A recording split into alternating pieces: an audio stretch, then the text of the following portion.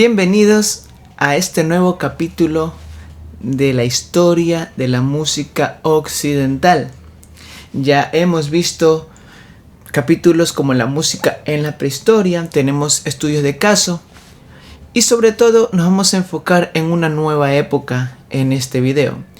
No sin antes anunciar o darles a conocer lo siguiente. Quiero agradecer a uno de mis suscriptores que me dio la recomendación de regresar a ese formato de video, no el que tenía. Entonces le he hecho caso y espero que les agrade un poquito más la visión que tienen. Retomando, ya vimos lo que es la música occidental, pero basada en la prehistoria. En este capítulo nos vamos a saltar ciertas cosas porque hay música en Mesopotamia, música en Egipto, pero en este capítulo como tal nos vamos a introducir en lo que es la música griega. Y los griegos son importantes porque somos herederos directos de esa cultura musical, sobre todo. Ahora bien, como siempre, nuestro video de introducción tiene una bibliografía que quisiera mostrar. En primer lugar, pues como ya hemos visto, yo ya les mostré esto que está aquí. Este es, yo diría, la Biblia de los historiadores de la música, porque, repito, es una visión general.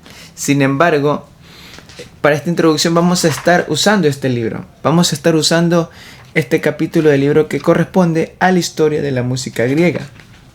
Por otro lado, también vamos a ahondar un poquito, a breves rasgos, grosso modo, en el pensamiento musical griego, es decir, un poquito de la filosofía de la música griega, si podríamos decirlo de alguna manera. Y para esto tengo la ayuda de este libro de Enrico Fubini, que es La estética musical desde la antigüedad hasta el siglo XX. Este habla un poquito de no un poquito, muchísimo de la estética de lo que corresponde a los diferentes periodos de la historia musical. Tengo también para ustedes un ensayo que les puede ayudar muchísimo a entender muchas cosas específicas referente a lo que es la música en la Grecia clásica, en la Grecia antigua. Y es Arte Sonora de Santiago Aucerón. Es un derivado de su tesis doctoral, ¿no? Pero el libro es un ensayo muy largo, de casi 700 páginas, un poquito más, pero muy a pesar de su escritura, que suele ser un poco pesada, a veces un poco confusa porque escribe sentido poético, da muchas cosas, mucha información acerca de lo que es la música griega en sentido específico. Por ejemplo, se mete con Homero y narra cómo están compuestos los versos homéricos a partir de la música. Y aquí fue donde yo me di cuenta, con este ensayo, me di cuenta de que es verdad que la cultura griega de esa época era esencialmente musical, y él lo dice. Entonces este ensayo de Santiago Aucerón les puede ayudar muchísimo al momento de ciertas cosas específicas. La bibliografía principal por la que yo me voy a guiar, porque me pareció un estudio espléndido, minucioso, a pesar de que el libro diga que solo es una introducción, es este libro poco común. Es una investigación de la Universidad de Murcia. Es La música en la antigua Grecia. Voy a decir los autores para no pasarlos por alto: José García López, Francisco Javier Pérez Cartagena y Pedro Redondo Reyes.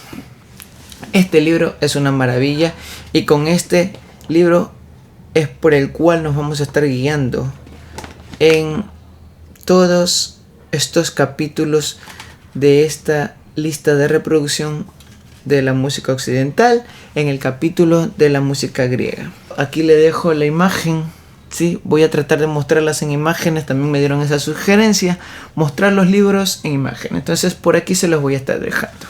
Bien, vamos a entrar en materia.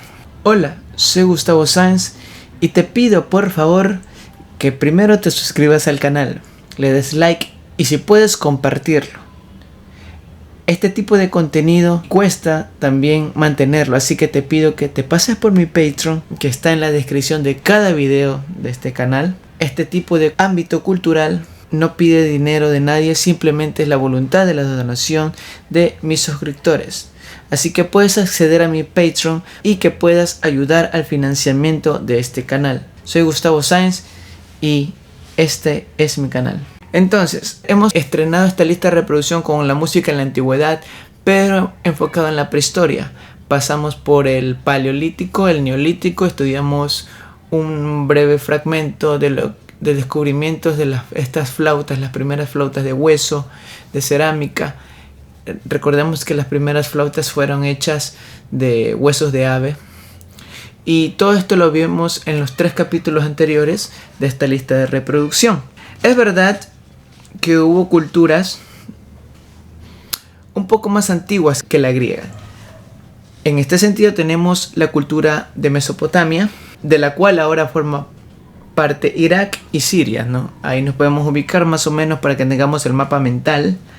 Entonces, tenemos que los sumerios es la cultura, aquella cultura mesopotámica, ya tenían en su historial como músicos instrumentos como liras y arpas, unos 2500 a.C., más o menos. Tenemos también la cultura egipcia, y bueno, no voy a andar mucho, pero para que ustedes vayan teniendo un mapa mental, hay muchos videos del arte egipcio, muchos videos del arte mesopotámico. Lo que puedo rescatar de la cultura mesopotámica es la escritura, ¿no? La escritura, por ejemplo, tenemos la tablilla de arcilla de Ugarit, cerca del 1400 al 1200 a.C. es la fecha aproximada, y esta tablilla ya tiene un lenguaje, ya muestra indicios de que esta cultura tenía una escritura, ¿no? Es una tablilla, le dicen tablilla porque está hecha en piedra, está grabada en piedra. Tenemos la cultura egipcia, y bueno, también otras culturas como la India, como la China, etcétera, etcétera, que puedan ahondarse. Sin embargo, nuestro tema es la música griega. Ojo, la música griega es directa heredera, ¿sí?, de la cultura egipcia. De hecho, los griegos bebieron mucho de esta cultura egipcia. Un ejemplo que podemos tomar para certificar esto es prácticamente los libros de Heródoto, la historia de Heródoto. En su primer libro, en segundo libro, si tienen la colección de Gredos, narra, por ejemplo, este paseo que tuvo a las tierras egipcias el propio Heródoto, y narra cómo se embalsamaban los cuerpos, se momificaban, cómo se crearon las pirámides. Y creo más en Heródoto que en los típicos mitos de cómo se hicieron las pirámides.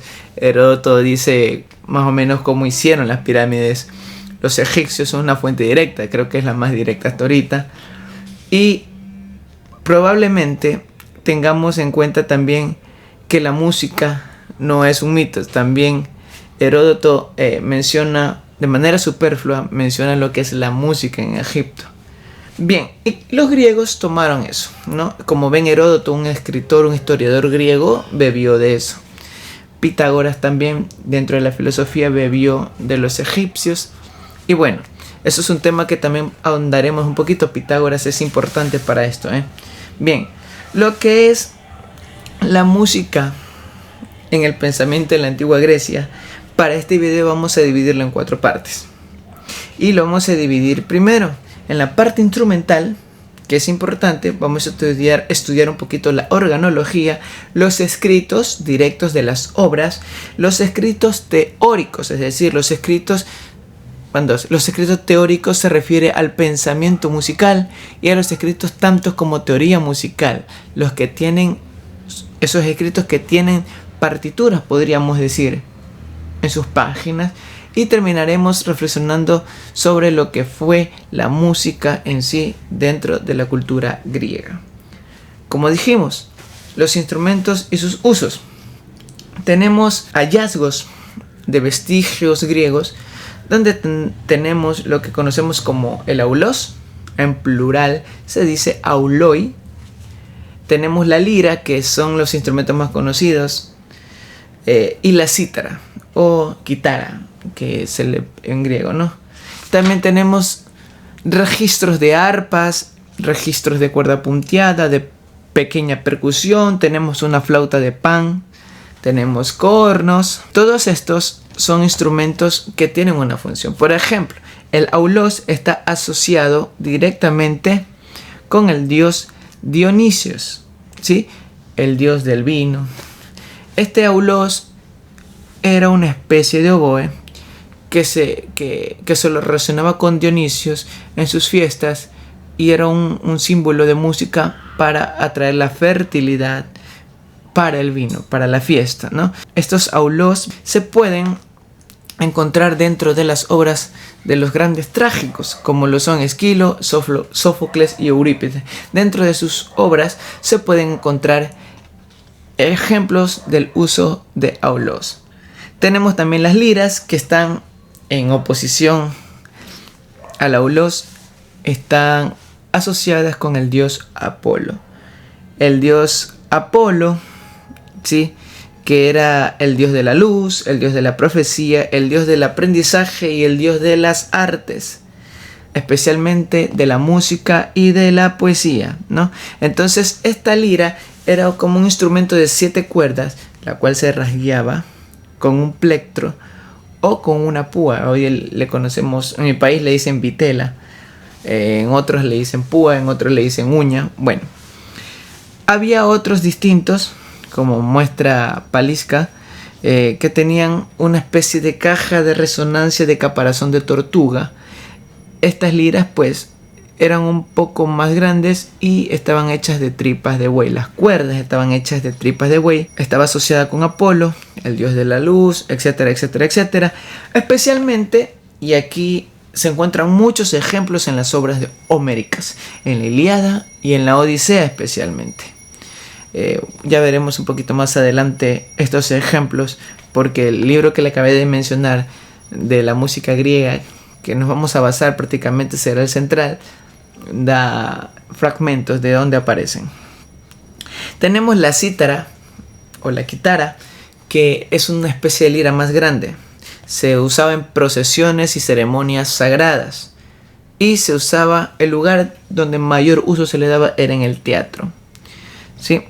Tenemos los otros instrumentos que eran como complementarios, pero para efectos de este video, pues en primer lugar repasaremos esos 3, puesto que son los más conocidos y los principales, los que más se usaban en esta cultura. Como segundo tenemos lo que es el pensamiento musical griego. Aquí entramos en el ámbito de los escritos como tal, puesto que el pensamiento griego tiene sus doctrinas y todo esto. Entonces, en los escritos había 2 clases principales de escritos. Los escritos sobre música, que son como doctrinas filosóficas sobre lo que es la naturaleza de la música, y descripciones sistemáticas de los materiales de la composición musical, lo que se llama teoría de la música. Para efectos del pensamiento de las doctrinas filosóficas acerca de la música, tenemos ejemplos como Platón, su República y su Timeo, y las leyes también, si mal no recuerdo, y Aristóteles dentro de su obra La Política. Y hay libros como de Aristóteles como los fragmentos o problemas. Los problemas también tienen, valga la redundancia, problemas musicales dentro de sus escritos. Pero antes de estos 2, que son los más conocidos de Grecia, de Platón y de Aristóteles, tenemos los presocráticos, y dentro de todos esos presocráticos, el que mayormente habló de música fue Pitágoras de Samos. Y esto migró pasando por los grandes pensadores clásicos hasta los post-aristotélicos o los alumnos de Aristóteles. Un ejemplo es Aristides Quintiliano, y esto migró incluso hasta Roma, ¿sí?, hasta la época grecorromana, muchos siglos después. Tenemos también dentro de estos escritos, lo que se encontró son los mitos griegos. los inventores de la música, podríamos decirle. Y fueron como que narran las historias musicales y dicen que los primeros practicantes de la música fueron los dioses o los semidioses: Apolo, Hermes, Anfión y Orfeo. Estos tipos de dioses, estos dioses fueron los primeros practicantes de música. Y de hecho, la palabra música viene del griego musiké, ¿sí? Que deriva de otra palabra, que son musas. Y bueno, musiké es una palabra que abarca todo un conjunto de artes, ¿sí? No solo lo sonoro. Entra la palabra, entra la danza, la música, ¿no? Entonces, todo este conjunto, el griego le llamaba musiké. Esto para ponernos un poquito en contexto de lo que el griego llamaba música. Sí, por eso hay que diferenciar estos tipos de escritos, ¿no? Estaba destinada la música al disfrute, a la ciencia. Estaba relacionada con la aritmética en el caso de Pitágoras, con la ética en el caso de Platón y de Aristóteles, podríamos decir. Y la música era eminentemente capital para la educación del ciudadano griego. Y me quiero detener un poquito porque aquí viene un poquito una crítica, ¿no?, a nuestro currículum musical. Yo como docente me he topado a muchos estudiantes: ¿de qué me sirve la música? Es verdad que la música, si la aprendes formalmente, te va a agilizar la mente. Es como estudiar álgebra. De mis 30 estudiantes, no todos van a usar el álgebra en su vida, 1 o 2. Pero ¿qué logran con eso? Que la mente despierte, poder hacer operaciones más rápido, ser ágil, encontrar el camino, la lógica, y la filosofía habla de eso. Y la educación musical para el ciudadano, y también se mantenía en la educación de la Edad Media. Por eso es que a veces digo que la educación de la Edad Media no es como te la pintan. Pero, retornando, esta educación hacía que un ciudadano fluya, ¿sí? Te hacía un buen ciudadano. El buen ciudadano, el político para Aristóteles, el buen político tenía que saber música. Y si vamos un poquito a la historia, grandes mentes eran grandes pensadores y buenos músicos. Un gran ejemplo, y que se lo menosprecia a veces porque era cristiano, para mí es Joseph Ratzinger, el Papa Benedicto XVI. Este Papa pues sabía tocar música, sabía tocar el piano, leía partituras y lo sabía perfectamente. Entonces, está asociado, te agiliza la mente. Y yo puedo decir en mi experiencia como docente que la música, el chico que estudia música, que sabe música, que está en un instrumento musical, tiene una capacidad de agilidad mental impresionante, sobre todo cuando viene practicando la música desde pequeño. Bueno, entonces, retomando, la música era importantísima para el trabajo, para la vida militar, para la escuela, para la recreación, para las ceremonias religiosas, para la poesía, para el teatro. Como dice Santiago Cerón, los griegos eran una sociedad eminentemente musical. Era musical antes que poeta. Era musical antes que filosófica. Entonces, eso como esta instancia. Está la música. Me gustaría también dejar en claro esto. La música como interpretación. Es decir, aquellos que se dedicaban al arte sonoro. Entonces, a esta melodía, la línea melódica, los griegos la llamaban melos, asociación de palabras. Y de ahí nace esta palabra melodía. Como dice el libro de historia de la música occidental, al principio era monofónica, es decir, una textura monofónica, una sola voz cantaba, es decir, una sola línea melódica, ¿sí? No todos hacían, recordemos que no había todavía partituras exactas como tal, pero la memoria, que luego la Edad Media recogería este tipo de pedagogía. Bien, ¿cómo lo sabemos? Por todas estas figuras talladas en las vasijas, en las pinturas. Bueno, ya veremos más adelante todo lo que corresponde a las fuentes. Y dentro de estas pinturas se tiene, por ejemplo, un aulós doble, lo cual quiere decir que se podría crear una especie de heterofonía, incluso hasta podríamos llegar a la polifonía. En todo caso, no andaremos mucho ahí. Esta palabra, un melos perfecto, el melos perfectos consistía en melodía, texto y estilizado, movimientos de danza concebidos como un todo. Eso era la música. Musiqué, si ven que no entra solamente el arte sonoro, entra la danza, entra la literatura, el estilo, ¿sí? Todo eso conformaba. Por eso, para Richard Wagner, lo máximo, la cúspide, la mayor manifestación artística humana para él era la tragedia griega. Y él quiso retomar eso para hacer su ópera, y tenemos obras como El Anillo del Nibelungo, por ejemplo. En fin, Platón en su caso definía melos como una mezcla de texto, miren que no solo hablamos de música, de ritmo y armonía, ¿sí? Esto, ligado a unos tonos, formaban lo que era el melos, una buena melodía, ¿sí? Y en su poética, Aristóteles enumeró los elementos de la poesía como los elementos de la poesía, ojo, como melodía, ritmo y lenguaje.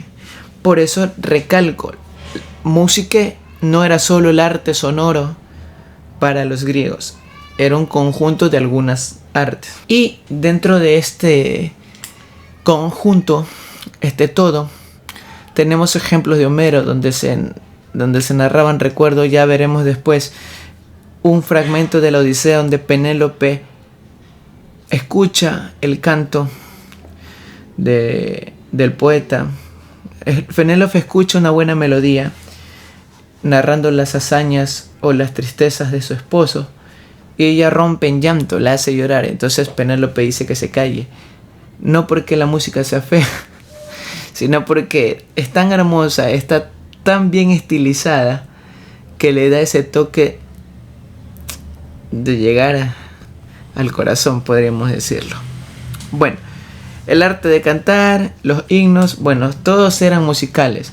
Las tragedias, tenemos los coros, eran musicales. Muchas hazañas que se narran en la Ilíada o en la Odisea son musicales. Repito, como dice Santiago Cerón, la cultura griega era eminentemente musical, antes que filosófica o poética. Y bueno, tenemos posterior a eso sucesores de la escuela aristotélica que narraron muchas cosas sobre la música griega. Tenemos libros como de Arístides Quintiliano, libros como Armonía o Armónica le llamaban en griego, ¿no? Pero bueno, ya veremos después todo esto. Tenemos el pensamiento musical, cómo influía la música en el ciudadano. A esto le llamamos etos, música y etos. El etos es un conjunto de rasgos, ¿verdad? Y un conjunto o una manera de comportarse que van de acuerdo a una comunidad, ¿sí? O a un conjunto de personas, o a un grupo, o a una cultura. Ese es el etos. Por lo tanto, la música se inserta en la sociedad. La parte sociológica, podríamos decir en cierto modo, que entra aquí, en esta parte del video. La música afecta el etos. La música la afecta directamente. Hay buena música para reconfortar el alma, para crear buenos ciudadanos, pero también hay buena música que crea vicios. Ya me explicaré. Por ejemplo, la doctrina de Aristóteles. Aristóteles habló mucho de mímesis en su política, la esbozó mucho, y ahí narra Aristóteles cómo la música afecta a la conducta humana. Por ejemplo, la imitación de un ethos, ¿verdad?, se conseguía en parte mediante la elección de la armonía. Vamos a ver que Aristóteles tiene ciertas escalas musicales que lo asocia con ciertos sentimientos, con ciertas situaciones. Unas son buenas, otras son malas. Un poco heredando también de Platón y de su República y de sus leyes. Pero el griego ya pensaba en esto, cómo la música afecta. Y me gustaría traer a colación algo bonito que leí una vez en el libro, en este libro, The Soundscape. En español es El paisaje sonoro y la afinación del mundo. Yo lo leí en inglés, me costó mucho, pero bueno, en este libro dice algo importante, no recuerdo exactamente el capítulo, pero decía que si la ciudad, ya lo mencioné también, si la ciudad está mal, pues la música va a ser un reflejo de esa ciudad y está mal. Y me gustaría hacer una reflexión. Hoy la axiología dentro de la música está descartada totalmente. Y vemos mucha música que incita al alcohol, y ojalá no me censuren, incita a las drogas, al sexo descontrolado. Sin embargo, eso no se censura. Aristóteles y el griego hubiese sido directo y hubiese censurado quizás muchas cosas que corrompan el alma, el intelecto del ser humano y creen un mal ciudadano, un ciudadano vicioso. Pero bueno, para que vean el ejemplo y por qué somos herederos de esto, ¿no? Bien, dentro de esto tenemos la República de Platón, ya lo mencioné, y ciertas escalas que la estudiaremos después para dar a conocer la diferencia entre estos textos teóricos eminentemente musicales y los escritos que dejaron los griegos, ¿sí? Tenemos libros o escritos sobre la teoría de la música. El primero fue Pitágoras, donde hizo su teoría de la doblez de las cuerdas, toca una octava, la vuelves a doblar.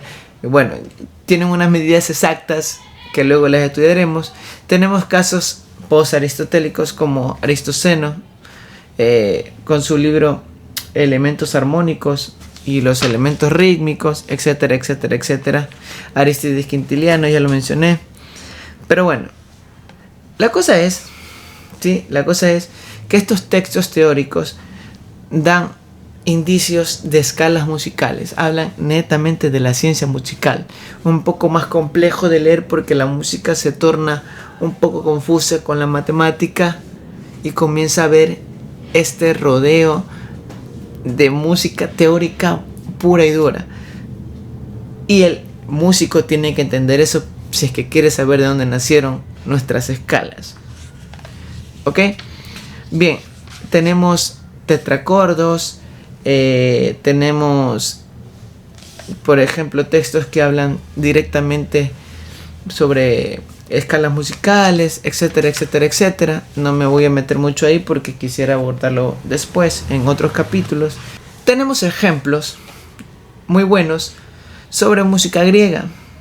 Uno es el epitafio de Seikilos, que es el más famoso, el cual me voy a permitir leerlo aquí en español. La belleza del texto estilizado junto con música, veré qué les puedo poner cuando estudiemos este epitafio. Dice lo siguiente: mientras vivas, permanece alegre, que nada te perturbe. La vida es en verdad demasiado breve y el tiempo se cobra su tributo. Es un pequeño fragmento que ha sobrevivido, pero ya lo veremos después. Pero qué hermoso que es este fragmento. Este epitafio es una estela funeraria, ¿sí? Y la canción de Seikilos, ojalá que me pueda permitir YouTube poner un fragmento, la iremos analizando de a poco. Y así el griego otorga a la cultura romana, este gran imperio, su música, su cultura, su arte. Y por eso digo que es tan importante la música griega para nosotros. Hay que saber nuestras bases, nuestros orígenes. Así que esto ha sido todo por este video. Espero verte en la siguiente clase, en el siguiente capítulo, en el siguiente video. Por mi lado, nos vemos, porque esto es para musicólogos.